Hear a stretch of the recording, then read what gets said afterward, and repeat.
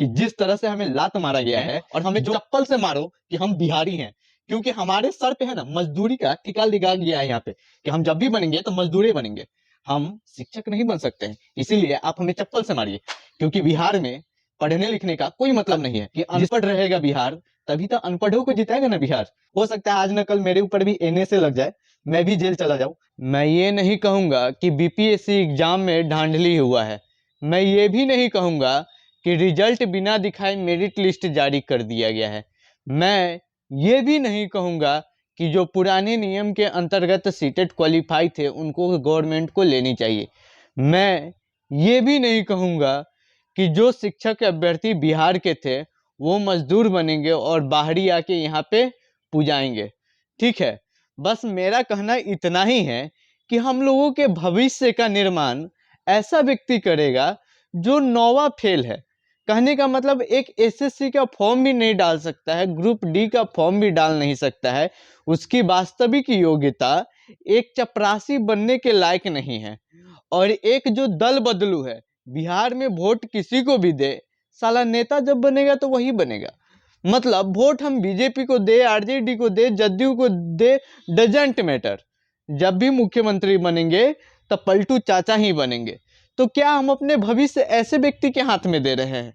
हम शिक्षक अभ्यर्थी हैं, हम असफल हुए हैं। असफल खुद के वजह से नहीं हुए हैं, असफल सरकार के नियम के वजह से हुए हैं, सरकार के तंत्र के वजह से हुए हैं। हमारी असफलता का कारण हम स्वयं नहीं है। हमें तो अब ऐसा फील होता है कि बिहार में जन्मे हैं और हमें चप्पल से मारो कि हम बिहारी हैं, क्योंकि हमारे सर पे है ना मजदूरी का ठिका लगा गया है यहाँ पे कि हम जब भी बनेंगे तो मजदूरी बनेंगे, हम शिक्षक नहीं बन सकते हैं। इसीलिए आप हमें चप्पल से मारिए, क्योंकि बिहार में पढ़ने लिखने का कोई मतलब नहीं है। जिस राज्य का राजा नौवा फेल हो वो क्या पढ़ाई की अहमियत जानेगा, वो तो बस इतना ही समझेगा कि अनपढ़ रहेगा बिहार, तभी तो अनपढ़ों को जिताएगा ना बिहार। जब बच्चा पढ़ लिख लेगा, यहाँ के नागरिक रोजगार ले लेंगे, तो फिर उनका दाल भात कैसे चलेगा, रोटी कैसे चलेगा। तो एग्जाम था, ठीक है, डजेंट मैटर, रिजल्ट आया जो भी आया, उत्तर प्रदेश के कैंडिडेट क्वालिफाई किए या झारखंड का किए, कोई मैटर नहीं करता है। अब हमें बस एक ही चीज़ का ध्यान रखना है कि जिस तरह से हमें लात मारा गया है, जो पुराने तंत्र के अकॉर्डिंग सीटेट क्वालिफाई थे उनको न लेकर के बीपीएससी का बहाना करके बाहर फेंका गया है, उसी तरह से जब विधायक का विधान परिषद का चुनाव होगा तो जरूरी नहीं कि हर व्यक्ति को हम वोट दें, क्योंकि हम शिक्षित हैं और शिक्षित को ही वोट देंगे।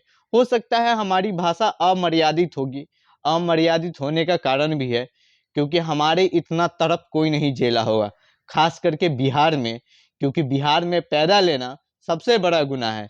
2 मिनट के लिए पाकिस्तान में पैदा लेने से ये तो कम से कम दिल को तसल्ली होगी कि भिखमंगे देश में पैदा लिए हैं, लेकिन भारत जैसे महान देश में, वो भी बिहार ज्ञान की भूमि में पैदा लेकर के मजदूर बनना ही यहाँ के युवाओं के नसीबों में लिखा है। क्योंकि यहाँ का जो मुखिया है खुद नौवा फेल है और जो खुद एसएससी का फॉर्म नहीं डाल सकता, वो आज हमको अयोग्य साबित कर दिया। तुम्हारे कहने से हम अयोग्य साबित हो जाएंगे, पलटू राम जी के कहने से हम अयोग्य साबित हो जाएंगे, नौवा फेल के कहने से हम अयोग्य साबित हो जाएंगे। अरे हमारी पात्रता परीक्षा छोड़ो हटाओ, वो सब तो तुम्हें समझ में ही नहीं आएगी। हो सकता है आज न कल मेरे ऊपर भी एनए से लग जाए, मैं भी जेल चला जाऊं, लेकिन कोई गम नहीं है, क्योंकि बिहार में आप आवाज़ उठाइएगा तो आपके ऊपर एनए से लगना ही है, आपको जेल जाना ही पड़ेगा। और हमारे ज़िंदगी का अब कोई मकसद भी नहीं रह गया है। जिस राज्य में बिहार पुलिस का जो पेपर लीक हो जाता है, जिस राज्य में शिक्षक बनने के लिए सारे योग्यताधारी बेकार हो जाते हैं, एक नौवा फेल आता है और कह देता है कि यहाँ के शिक्षक अयोग्य है, तो क्या कर सकते हैं। यही तकदीर है हमारे, जब तक पढ़ो लिखे पे अनपढ़ राज करेगा तब तक यही होगा। जय हिंद।